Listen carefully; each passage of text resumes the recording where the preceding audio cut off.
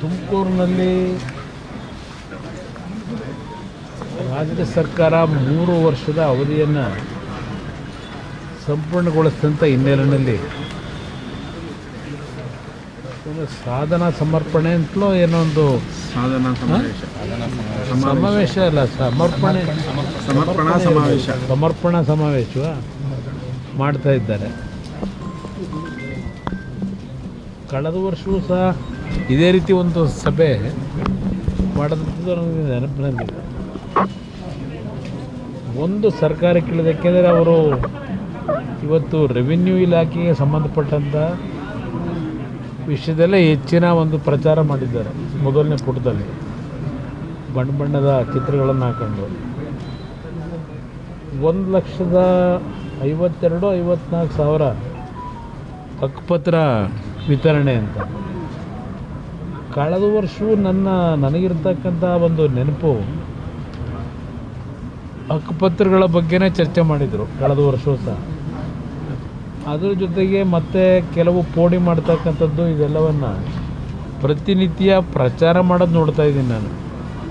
ಆದರೆ ನಾವು ನಮ್ಮಗಳ ಹತ್ರ ಬರ್ತಕ್ಕಂಥ ರೈತರ ಸಮಸ್ಯೆಗಳು ಮತ್ತು ಯಾವುದಾದ್ರೂ ಜಿಲ್ಲಾ ಕೇಂದ್ರಗಳಿಗೆ ಹೋದಾಗ ಅಲ್ಲೂ ಕೊಡ್ತಕ್ಕಂಥ ಅರ್ಜಿಗಳು ರೆವಿನ್ಯೂ ಇಲಾಖೆಗೆ ಸಂಬಂಧಪಟ್ಟಂಥದ್ದೇ ಈಗಲೂ ಸಹ ಆ ಪ್ರತಿಯೊಂದು ಜನಪ್ರತಿನಿಧಿಗಳ ಹತ್ರ ಅಧಿಕಾರಿಗಳ ಹತ್ರ ಅಲಿತಕ್ಕಂಥದ್ದು ನೋಡ್ತೀವಿ.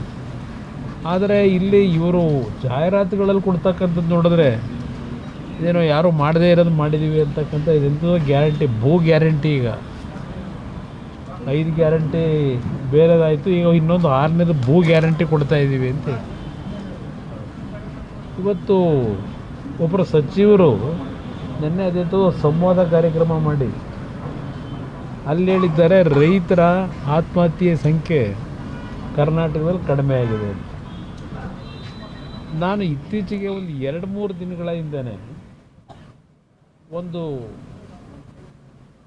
ಸರ್ವೆ ಬಂದಿರತಕ್ಕಂಥದ್ದು NCR ಆರ್ಮಿ ಅಂತಕ್ಕಂಥ ಒಂದು ಸಂಸ್ಥೆಯಿಂದ ಒಂದು ಸರ್ವೆ ಏನಾಗಿದೆ 2023 ಆ ಒಂದು ವರ್ಷದಲ್ಲಿ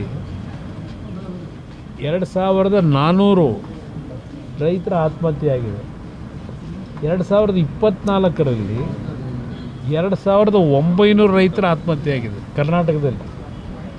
ಆತ್ಮಹತ್ಯೆ ಪ್ರಕರಣದಲ್ಲಿ ಕರ್ನಾಟಕ ಮಹಾರಾಷ್ಟ್ರದ ನಂತರ 2ನೇ ಸ್ಥಾನದಲ್ಲಿದೆ. ಮಹಾರಾಷ್ಟ್ರ 1ನೇ ಸ್ಥಾನದಲ್ಲಿದೆ, ಕರ್ನಾಟಕ 2ನೇ ಸ್ಥಾನದಲ್ಲಿದೆ. ಈ ಒಂದು ಆತ್ಮಹತ್ಯೆ ಪ್ರಕರಣಗಳನ್ನು ಎಷ್ಟು ಜಾಣತನದಲ್ಲಿ ಮುಚ್ಚಿಟ್ಟಿದ್ದಾರೆ ಇಲ್ಲಿಯವರೆಗೆ. ಯಾರಾದರೂ ಇವತ್ತು ಈ ಆತ್ಮಹತ್ಯೆ ಪ್ರಕರಣಗಳು ನಮ್ಮ ರಾಜ್ಯದಲ್ಲಿ ಎಷ್ಟರ ಮಟ್ಟಿಗೆ ಇವತ್ತು ಸಂಪೂರ್ಣ ನಿಂತಿದೆ ಅಂತಕ್ಕಂಥದ್ದನ್ನು ಇವತ್ತು ನೆನ್ನೆ ದಿನ ಒಬ್ಬ ಮಂತ್ರಿ ಹೇಳಿದ್ದಾರೆ ಕಡಿಮೆ ಆಗ್ಬಿಟ್ಟಿದೆ ಅಂತ. ಈಗ ಅವ್ರ ನಾಯಕತ್ವದಲ್ಲಿ ಇಲ್ಲಿ ಅಂಕಿಅಂಶಗಳು ಬಂದಿದೆ. ಸುಮಾರು 2023-24 2 ವರ್ಷದಲ್ಲಿ 5,000ಕ್ಕೂ ಹೆಚ್ಚಿನ ರೈತರ ಆತ್ಮಹತ್ಯೆ ಕರ್ನಾಟಕ ರಾಜ್ಯದಲ್ಲಿ ಆಗಿದೆ. ಇದು ಸಾಧನೆ. ಈ ರಾಜ್ಯದಲ್ಲಿ ಇವತ್ತು ಈ ಒಂದು ರೈತರ ಆತ್ಮಹತ್ಯೆಗಳಾಗಿರ್ತಕ್ಕಂಥ ದಾಖಲೆಗಳನ್ನು ಸಮರ್ಪಣೆ ಮಾಡಲಿಕ್ಕೆ ತುಮಕೂರಿಗೆ ಹೋಗಿದ್ದಾರೆ. ಇವತ್ತು ಬೆಳಗ್ಗೆನೂ ಸಹ ಒಂದು ಪತ್ರಿಕೆಯಲ್ಲಿ ಯಾರೋ ಒಂದು ಕಡೆ ರೈತರು ಆತ್ಮಹತ್ಯೆ ಮಾಡ್ಕೊಂಡಿರ್ತಕ್ಕಂಥದ್ದು ಒಂದು ಸಣ್ಣ ವಿಷಯ ಬಂದಿದೆ. ಇವತ್ತು ಇಲ್ಲಿ ಎಷ್ಟರ ಮಟ್ಟಿಗೆ ಈ ಸರ್ಕಾರದ ವಿಷಯಗಳನ್ನು ಮುಚ್ಚಿಡ್ತಕ್ಕಂಥಲ್ಲಿ ಯಶಸ್ವಿಯಾಗಿ ಕೆಲಸ ಮಾಡ್ತಾ ಇದ್ದಾರೆ. ಮತ್ತು ರಾಜ್ಯದ ಅಭಿವೃದ್ಧಿ, ಬೆಂಗಳೂರು ನಗರ ನೆನ್ನೆ ದಿನವೂ ನೋಡೋದು ಅದೇ ಒಂದು 10 ನಿಮಿಷ ಮಳೆ ಬಂದ ತಕ್ಷಣ ಹಲವಾರು ಭಾಗದಲ್ಲಿ ಇವತ್ತು ನೀರು ನಿಂತು ಹಲವಾರು ಲೋ ಪ್ರದೇಶಗಳಲ್ಲಿ ಇವತ್ತು ನೀರು ತುಂಬತಕ್ಕಂಥದ್ದು ಇದೆಲ್ಲ ನಡೀತಾ ಇದೆ.